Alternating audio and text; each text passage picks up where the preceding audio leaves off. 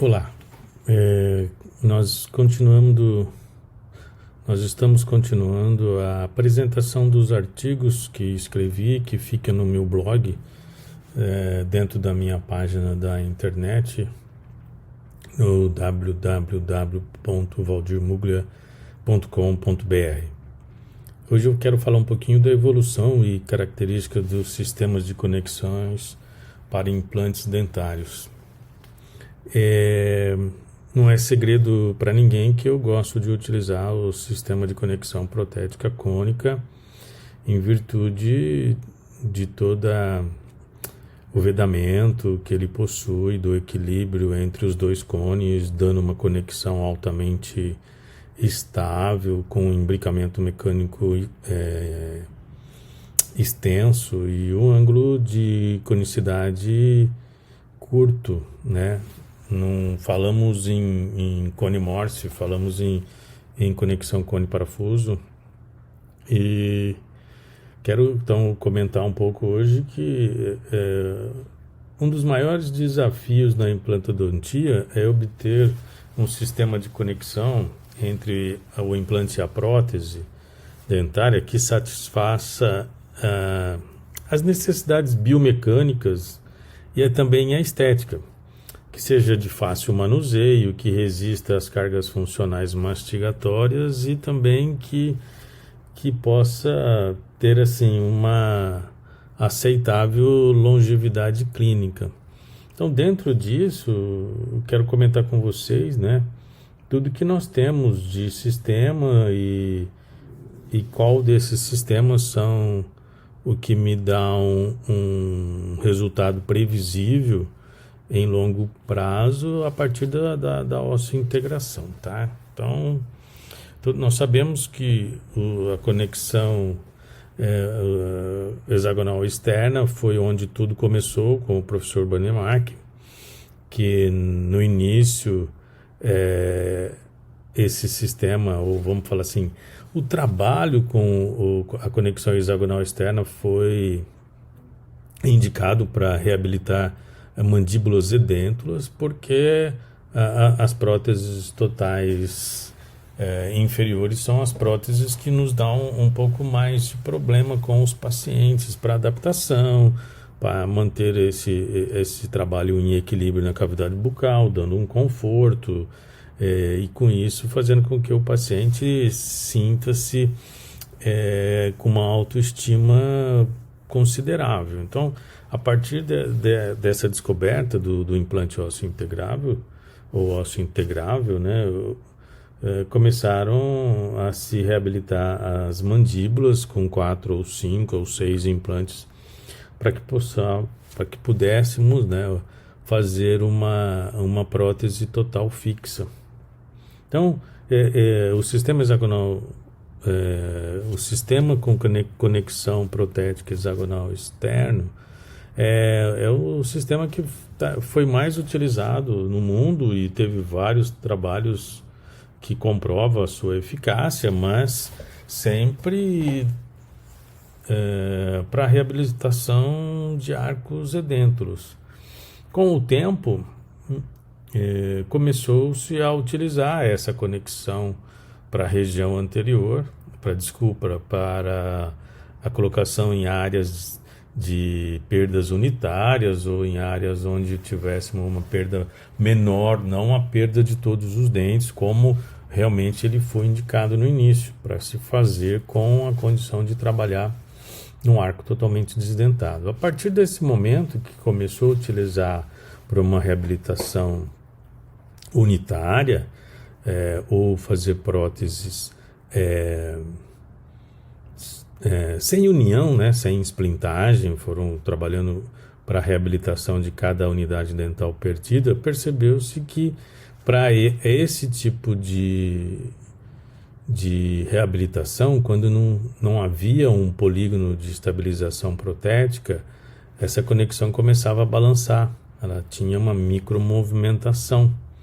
E devido a essa conexão ser colocada ao nível da crista óssea, esse balanço, né, essa micromovimentação entre o abutment e o implante, começou a liberar endotoxina nessa região da interface implante-osso e tecido mole também, e começou a termos o que? Uma inflamação.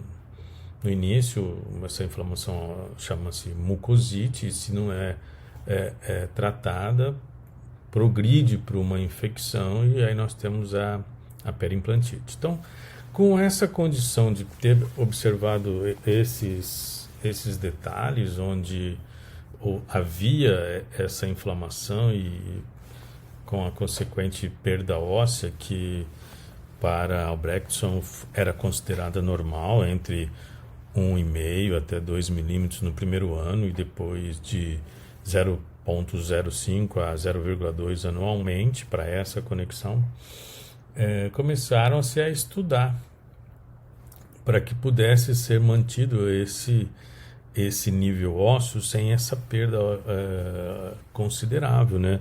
Em virtude da liberação da endotoxina, ou também em virtude de se buscar uma distância para o espaço biológico. Então, os pesquisadores começaram a estudar e chegaram nas interfaces protéticas internas. Então, começamos a receber no nosso dia a dia da clínica empresas com sistema de conexão hexagonal interna, sistema com conexão trilobular, sistema com conexão ortogonal, e sistema com conexão cone parafuso, tá? Então, o que foi durante todos esses anos, a partir da descoberta do professor Brandemark em 65, na década de 60, foram estudando maneiras de conseguir uma conexão protética que mantivesse a região periimplantar estável, sem problema de uma perda óssea muito considerada, ou uma perda óssea grande, né? Então, esses foram os sistemas de conexões que foram sendo desenvolvidos. Algumas empresas começaram a trabalhar com conexão cônica, introduzindo índice na parte interna. Então, você pode trabalhar com uma conexão cônica com uma indexação interna hexagonal, uma indexação interna triangular, ou uma indexação interna ortogonal. O importante é que nós saibamos que o implante não pode depender da sua indexação. O implante que possui uma conexão protética cônica não pode depender da indexação. Quem mantém uma conexão cônica com alto imbricamento mecânico, com uma estabilidade e com ausência de micromovimentação, né? Deve ser o ângulo de conicidade e a extensão do atrito entre o cone do implante e o cone do abutment. Então, resumindo, nós sabemos que as conexões protéticas para reabilitações orais implanto-suportadas que possuem uma condição de apresentar uma perda óssea menor na região periimplantar são as conexões protéticas cônicas. Então, por que os pesquisadores começaram a estudar para que no nosso dia a dia da clínica pudéssemos ter implantes com melhores condições de manter o osso no ombro do implante? Por exemplo, nessa aqui, que é uma conexão hexagonal externa, se vocês notarem, a imagem não está muito legal, mas eu estou com uma inserção do osso a partir dessa primeira rosca do implante. Então, eu tenho dessa primeira rosca até a interface implante-abutment uma área...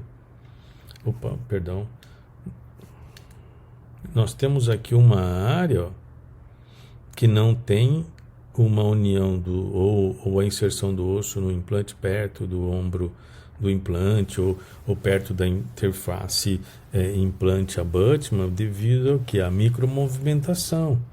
Essa micromovimentação que nós mostramos nessa figura aqui, nessa foto mais... nessa imagem ampliada aqui do trabalho do professor...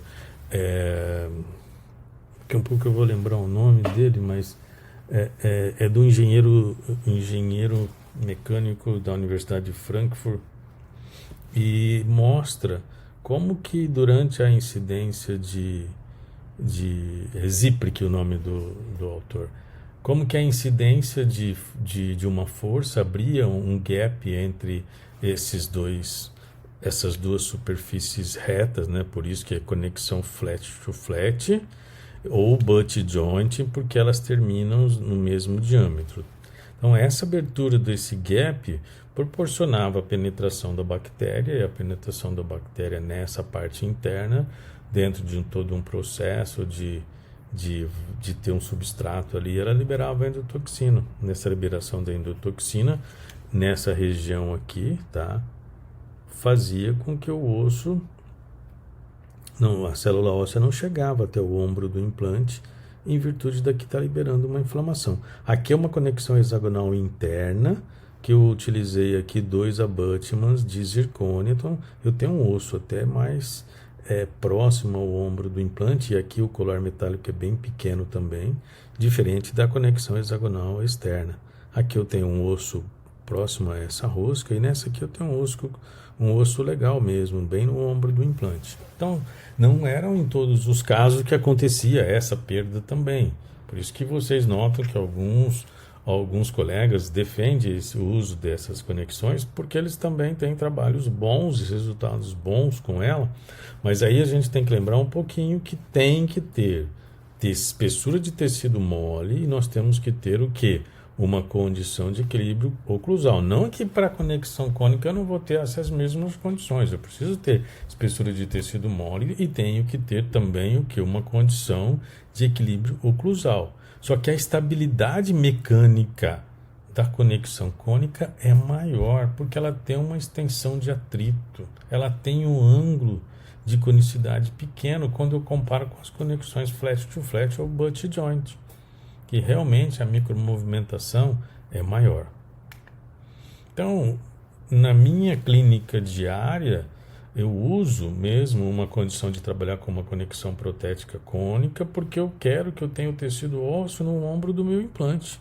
Eu quero que essa região aqui perimplantar seja protegida por tecido ósseo, por tecido conjuntivo e tecido epitelial. Um tecido epitelial curto, não posso ter um epitélio longo, senão vai ter uma bolsa ali.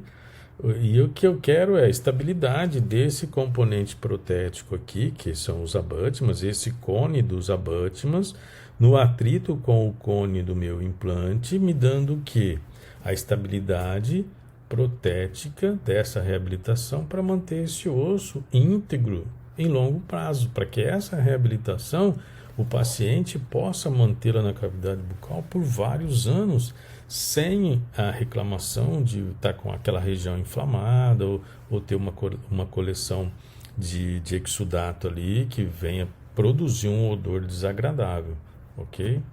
Então, a conexão protética cônica, na minha concepção, é a conexão ideal para eu trabalhar com reabilitações dentais unitárias, seja você fazendo uma exodontia, colocando um implante imediatamente, colocando um abutment, fazendo a coroa dental provisória, né? Nesses casos, quando é exodontia, colocação do implante, eu sempre espero 6 meses antes de pôr o meu implante, colocar a minha prótese, para que possa ter essa maturação dos tecidos perimplantares. Não, a osseointegração já aconteceu, tá? Para esse sistema de implante que nós trabalhamos são 45, 60 dias, mas quando é exodontia, colocação imediata do implante, preenchimento do gap com biomaterial, colocação de pilar e provisionalização imediata, eu sempre vou esperar 6 meses. Quando o rebordo já é cicatrizado, eu faço a minha reabilitação dentro do prazo que a literatura indica para implantes que possuam o quê? Tratamento de superfície, de entre 45 dias, 60 dias, ok? Então, isso é um detalhe que vocês vão encontrar nesse artigo que eu escrevi e que está no blog da Implantodontia Premium, dentro da minha página da internet, tá? E com isso vocês podem notar, a partir dos trabalhos do professor Marco Dedidi, que a formação desse chamber aqui, que é a distância do ombro do implante até o contorno da prótese dental. Então aqui nós temos uma prótese dental provisória que foi confeccionada em resina acrílica, tá? Por isso que nós temos essa imagem radiolustre e não radiopaca, porque aqui é uma resina autopolimerizável, provisório está aqui no dia da cirurgia, tá bom? 9 meses depois. Então reparem aqui, não tendo osso no ombro do implante, e aqui 9 meses depois, olha o osso onde chega, no ombro do implante. Então, numa visão mais próxima, o tempo zero, 9 meses. Olha como o osso realmente chega aqui nesse ombro do implante. E aqui a única coisa que teve durante a cirurgia foi o que? A colocação do implante. Deixar o coágulo sanguíneo ficar aprisionado nessa câmara de cicatrização aqui, para que a rede de fibrina existente naquela região possa proporcionar o que? A migração celular, tanto de células já formadas, que é o osteoblasto, quanto de células que vão ser formadas, que pode ser um osteócito, ou pode ser uma célula mesenquimal, que vão fazer essa migração da parede óssea em direção ao ombro do implante. Como esse implante tem um ombro microtexturizado, o encaixe dessa célula vai ser de uma intensidade maior, e aí tem o encaixe, a diferenciação celular, o espraiamento dessas células, aumentando o contato osso-implante. Então, quem gosta de fazer uma implantodontia premium, quem gosta de trabalhar com um sistema de implante que possua essas características de ter uma conexão protética altamente estável, ter tratamento de superfície, poder fazer reabilitações no mesmo dia que coloca o seu implante, vá até o canal, tá? Eu tenho um canal no YouTube, eu tenho uma página na internet e eu estou também no Instagram. Então, vão até lá